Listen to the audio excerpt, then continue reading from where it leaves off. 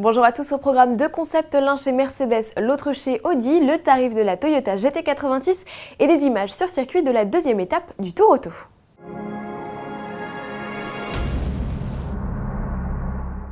Le salon de l'automobile de Pékin approche, les portes de l'événement ouvriront le 23 avril. Du côté des constructeurs, c'est donc l'effervescence.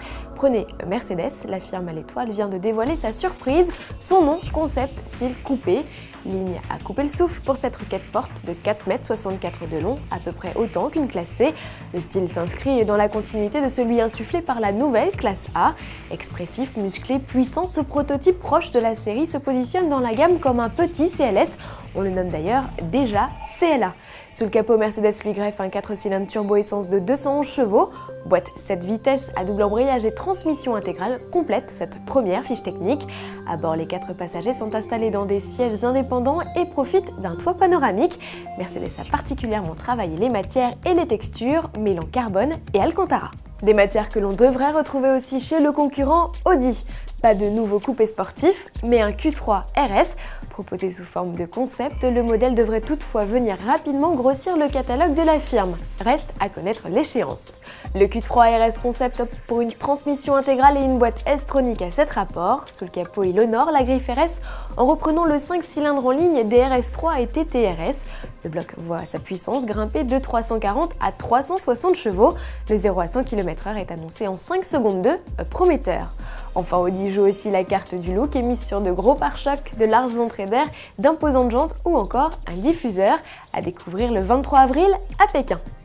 Toyota publie le tarif de sa GT86. Le coupé 2+2 est facturé 29 900 €, un prix associé à une unique finition. Elle offre d'office démarrage sans clé, phare xénon, climatisation automatique ou encore différentiel à glissement limité. En revanche, sellerie cuir, GPS et radar de stationnement restent au catalogue des options. Sous le capot, la GT86 opte pour le 2 litres essence de 200 chevaux. Ce bloc, qu'elle reprend à sa jumelle, la Subaru BRZ, est soumis à un malus de 1 300 €. Arrivée de la GT en concession en juin, sa rivale est attendue à la rentrée avec un tarif un peu plus élevé. Subaru annonce une fourchette comprise entre 30 et 33 000 €.